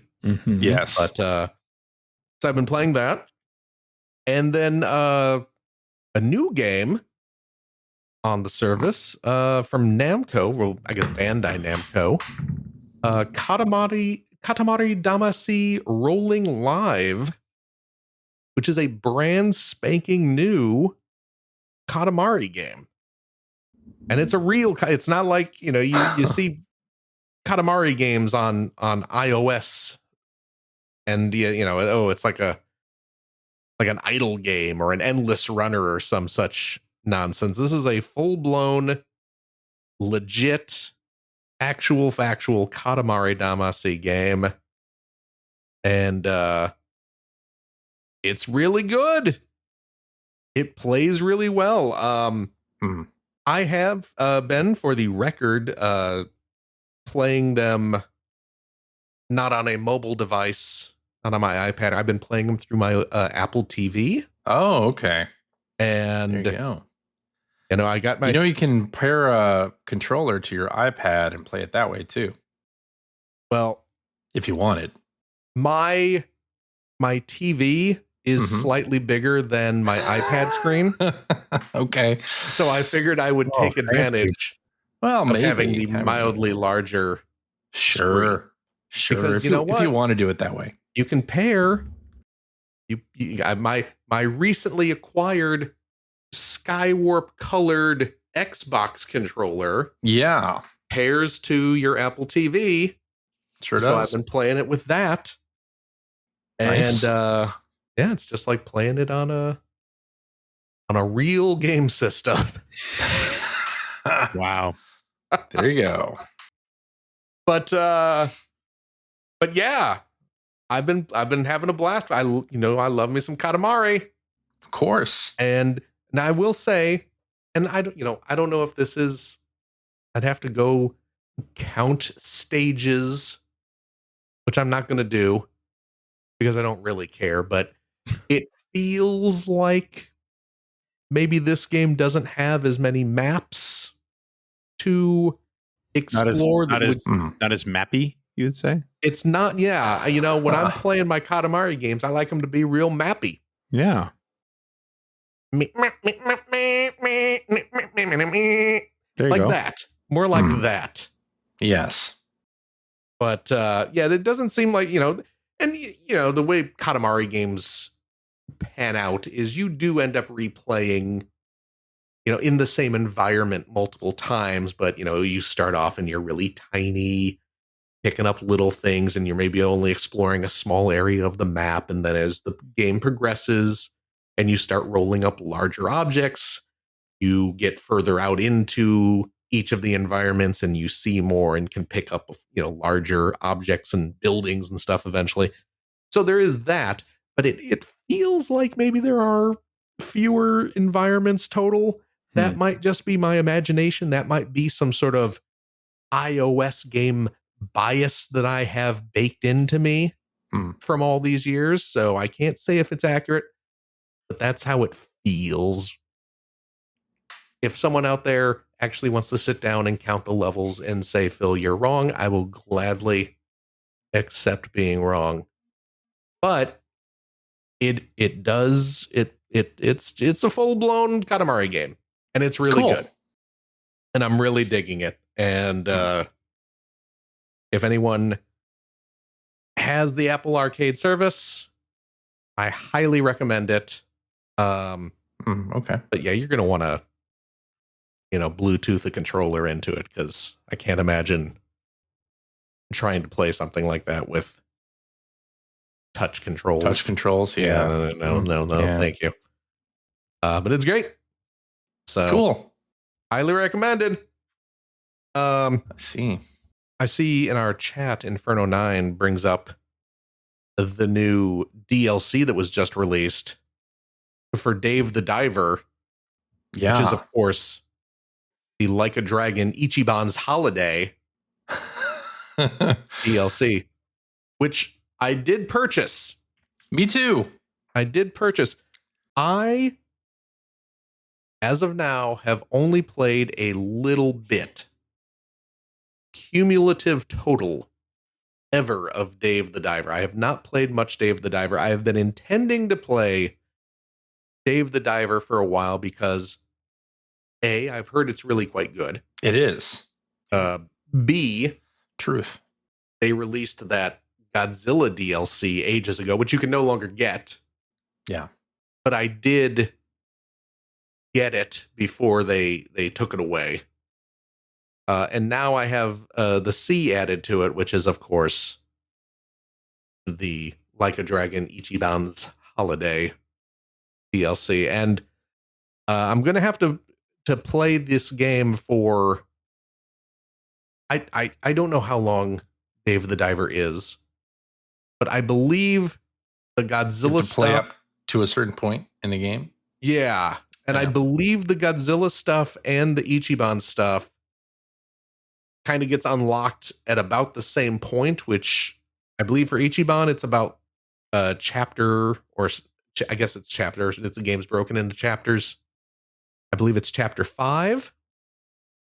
And I think the Godzilla stuff kicks in at about that same point as well. So yeah, I actually have to invest some time into this game before I get to the bits that I really want to play. But yeah, but I'm gonna do it. So it's there, and yeah, Inferno 9 points out Ichiban is, I think you have till October to purchase this DLC. Yep. I don't know why they're doing a limited time. I mean, I don't know I why understand either. why they did it for Godzilla, because Toho is really weird with its licensing. Yeah. You know, they'll put stuff up for a very small window, and then they take it away because they're weird. That's with the world Godzilla. we live in right now. Well, they certainly got you to buy it though right away. They did. Through it's only going to be available for a limited time. I was going to buy it anyway. I don't know why. I guess that's true. I don't know why the Ichiban stuff is limited. I don't either. Yeah. Yeah, it seems weird because Sega's not. I mean, Sega can be this weird. This isn't a TV license or anything like that, or media right license. I think the Dredge DLC is still up. It is. Yeah, you can still get the Dredge DLC. Yeah. So I don't know why Ichiban's limited, but like I said, I think you have till October to get it. So don't miss out if you are even mildly interested. I think it's like $7. $7. Yep. Yeah. You can probably get it a little cheaper on for Steam if you look around on like Fanatical or Humble Bundle or one of those sites that sells Steam keys. Yeah, I'd have it for a buck. By the way, Phil, yeah, do you do the PlayStation Stars thing at all? The PS Stars? Yeah, clearly he does not. Is this their like gold coin? Yeah, it's their program? gold coin thing. So I got the Ichiban DLC for free because I had enough credit from buying digital games. But you have to go into the PlayStation app, go into PS Stars, and redeem it. But you get real money through that. So if you're not doing that, you're missing out on some discounts / free stuff. So I have not done this. Yeah. PlayStation Star. I'm accepting the PlayStation Star's terms of service. Okay, then it hasn't even been counting anything that you've done up to now, so you'll have 0. Well, I have points. Oh, you do have points. Okay. I do have points. Maybe they just updated their terms and I had to re-accept them. Possible. Yeah. I have 786,000 points. You should definitely redeem that because you probably that's a made up number. I do have, and I don't know if this is a lot because I am not familiar with the currency. I have a little over 5,000 points. Okay, you can get like $10 or that's $20. It's something 10 or 20. Yeah. Holy cats! Wow. So okay, go ahead and do that. Well, I already bought it. Well, get the points or if you redeem it, it just goes in your PlayStation wallet. This is the last thing I'm ever going to play on a PlayStation. I don't believe that for a second. So I have nothing to spend. Yeah. Well, no. I did not realize that this is okay. Yeah. So I'll have to look into that. It's buried in PlayStation Stars, which is also where you get your NFT style. Well, that's what I'm spending it all images that don't mean anything. But what are you talking about? That's an investment. Yeah, I'm going to be putting my kid through college with my JPEGs of the PlayStation logo. That's right. Yeah. Oh my goodness. Okay, well, that's good to know. I will look into that later. But please do. But yeah, Dave the Diver is definitely on the list of things I got to play. You know what? What's that? There's just a lot of freaking games out right there now. And Lunar comes out this week. Stuff to play. Lunar comes out this week. And then Clair Obscure Expedition 33 comes out in like a week or two. Comes out at the end of the month. Yeah, is that the French RPG? It's the French RPG. I'm very excited about it. Okay. Looks great. Okay. Well, there's a lot. There is. That's anyway. True. That's what I've been playing. Okay, and that's what I will be playing. Lunar and Dave the Diver. Please look forward to it. Definitely Lunar. Yeah, I'm all in on that. All right, so I guess that means it's time for social media posts. I wanna fly sky high. Let's go together. That's right. And this is mostly Blue Sky now. I think all of our listeners have moved to Blue Sky. Well, that's why I sang the Blue Sky song. Oh, I know. That's good. That's good. All right. Let's do this one from Hacker Alias Deeb, who says, which video game movie adaptation should Jack Black tackle next? Mega Man, God of War, or how about Pitfall, a throwback to his first acting role? Yes, in the commercial for Activision's Pitfall for 2600. Yeah, little baby Jack Black. Little baby Jack Black, yeah.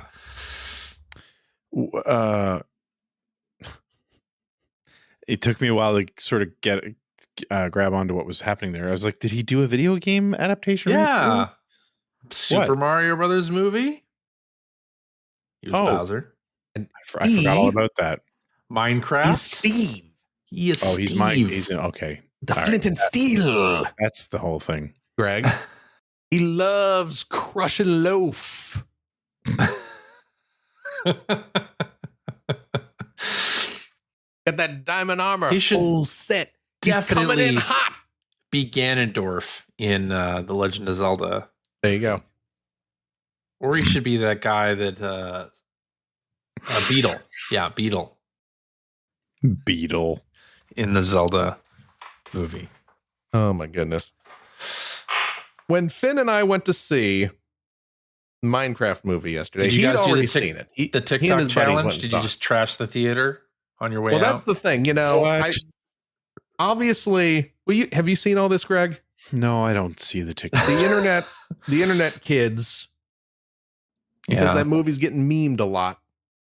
Everyone's yelling out "Chicken Jockey," you know, they're all going nuts. Yeah. And of course, escalation comes into play. So you see people on the TikTok, and you get kids in the theater going nuts. So when memeable scenes happen, specifically the chicken jockey scene, which is disrespectful because that's a very serious moment of the movie, and I think you lose a lot of the storyline if you're not paying attention to the subtle nuances of the chicken jockey. But there have been incidents where the kids go nuts and start throwing their popcorn and throwing their soda and trashing the theater, causing chaos. Yeah. Now, Finn explained when him and his friends went and saw it, which was like they did trash the theater. No, they didn't. They did not. My son he waited to see it with you to trash the theater. Exactly, because he knew. Phil was like, "Son, don't you want to be cool? I'm going to buy you some extra popcorn, Finn. We're going to do this. And if the cops show up, we're going to bolt." No, there was no chaos at his theater. Oh, good. When we went and saw it yesterday, when there was the "I am Steve" line, there were a couple people that recited it along, which I'm like, that's fine. I'm totally fine with that. But at the chicken jockey scene, dead silence. And I was like, obviously I don't want people throwing stuff. Sure. But, yell out chicken jockey. Why not? Sure. But also Jack Black should be Mr. Resetti in the Animal Crossing movie. Or Tom Nook. He could be Tom Nook also. I think CJ's got all this figured out. Yeah. He should just be every role in the Animal Crossing movie. Clearly. Yeah. Why not? You know what? Why not? Let me tell you one more story about this Minecraft movie. Okay. This is what a good kid my kid is. Okay. Greg gets to brag about his kid for sports stuff. Do it. Brag. So we get to the movie. He wants popcorn. He wants a medium popcorn. I buy him a medium popcorn. Comes in the popcorn bag. You know, at the theater, they load up that bag. There's a lot of overfill in the bag. So we get into the theater. We sit down in our seats. He's sitting down. He's holding his popcorn. He's kind of adjusting himself in the seat. He drops the popcorn. Oh. It falls onto his lap. Oh. Now, not a lot spills out. Basically, the overfill is what spills out onto his lap and onto the ground. Legend of the Overfill. He picks it up, and he's like, oh, no, what do we do? And I'm like, well, stand up, brush yourself off. And there's a little pile of popcorn on the ground. Mm-hmm. And the whole time, and before and even after the movie, he was distressed. He was like, oh, I feel so bad that I dropped this popcorn. And I kind of moved. I brushed it with my foot and kind of put it into a little pile off to the side so it wasn't scattered everywhere. Yeah. But he was like, I feel so bad. I don't want them to come in. They're going to have to clean this up. I don't want them to think I was doing chicken jockey throwing my popcorn. And I'm just like, Finn, you're okay. There's not enough on the ground that they're going to think you intentionally threw it. We put it in a nice, neat pile for him. Yeah. You're okay. But he was so concerned about not coming across like one of those TikTok jerks.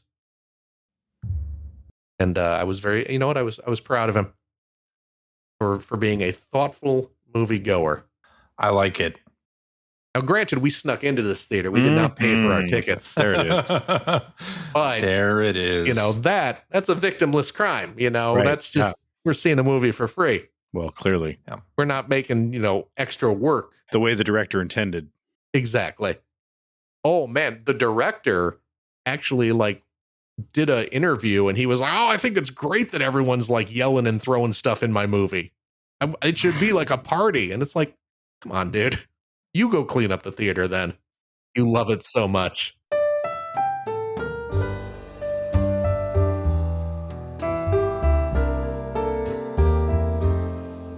Alrighty, and that is our show for this week. Thank you very much for listening. If you have a question for us or would like to comment on something, you already can direct that to @P1 Podcast on various social networks, definitely Blue Sky.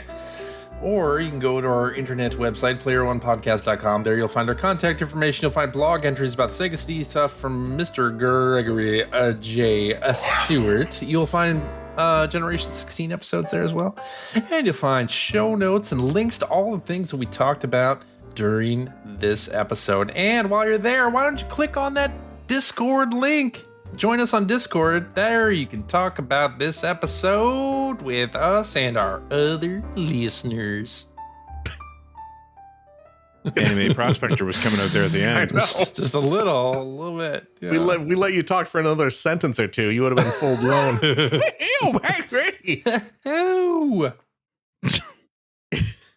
If you'd like to subscribe to the Player One Podcast, you can do so by visiting player1podcast.com or by loading up your favorite podcast listening app. We're also on Spotify. You can like us on Facebook. You can watch video archives of our show on the youtubes.com/P1 Podcast, or you can watch us live most weeks on the YouTubes, the Facebooks, the Twitch.televisions. Just follow us on Blue Sky.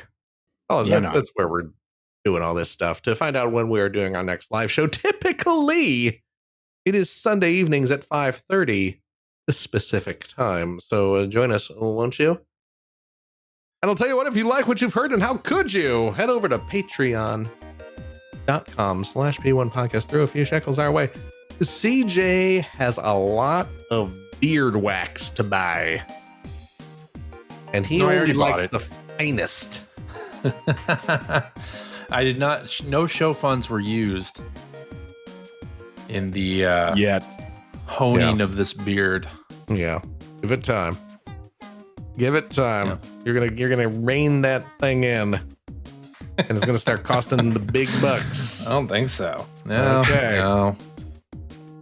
We will, of course, use it to, the streaming and all that stuff that comes with podcasting.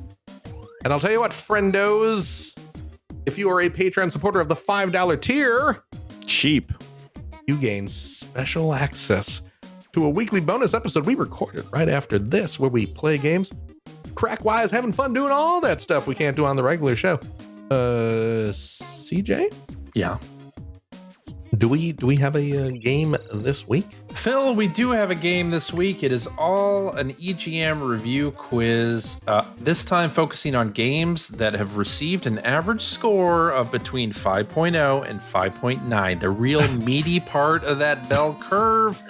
Wow. And we are going to do that. Thank you to the EGM Digital Compendium for making this quiz. I was just going to say, I'm loading that up right now. No, don't. I mean, stop. I'm not. No, pretend I didn't tell you, because you're not supposed to know. This lets me cheat. No, not really. Not really. Oh, no. I'll find a way. Because guess what? Kind of a lot of games got between 5.0 and 5.9 average. I don't believe it for a second. Yeah. So is this a me against Greg? No. That's what it is. Okay. Yeah. Get ready. You win, Phil. Well, we'll see what happens. But wait, real quick though, that EGM archive from the good fun, Compendium Kickstarter. Yeah, it's great. It is great. They did such a good job with that. Yes, I'm so excited about that. So if anyone who is looking to relive some classic video game press history and you have not gotten access to this yet, go. I don't know what you like. If you didn't do the Kickstarter, you can still buy give them money, right? Something. I think you can. I have no idea. I think Probably. So. I'm sure they'll take your money. Oh, why wouldn't they? It's great though. It turned out the EGM archive turned out beautiful. It really did. So yeah, if you don't have access to it yet, find a way to get it. Go give them some money to let you in, because it's worth it. It's real good. But yeah, we'll be playing that in a bit. I won't cheat. I promise I won't, Greg. CJ, do you see that I'm winking at you? I do see that, Phil. The camera, Greg can't see that, right? Because I clicked on your name. No, he can't. So he can't see that, right? He's too tired. He's sleepy, Greg. Oh yeah, that's right. Yeah. He's too busy watching Madden. No, I've done that. If you have a couple bucks left over, why don't you go to patreon.com/Greg Seward to help support Greg's outstanding, and it is outstanding, web series about North America's favorite runner-up, the Sega Genesis. Thank you, Phil. And if you are a supporter of the $3 variety, oh, so cheap. Wow, it sounds like the devil's got a bad internet connection tonight. What are you talking about? My internet connection is rock solid.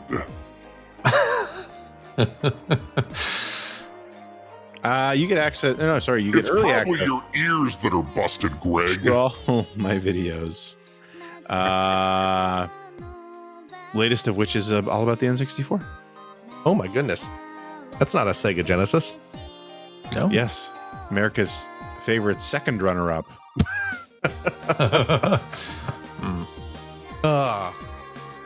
Please support the show. Absolutely. Is that it? That's it. CJ. Yaha. Thank you. Thank you, Phil. Are you gonna watch Last of Us tonight? Probably not. Oh. I know Greg's not, because he's about to fall asleep. I am. I will be. Yeah. Make no mistake. It's also almost midnight here, but well, that sounds like a you problem. My daughter's with me this week. Probably watch it then. Yeah. Okay. Gregory. Yo. Thank you as well. Thank you, Philip.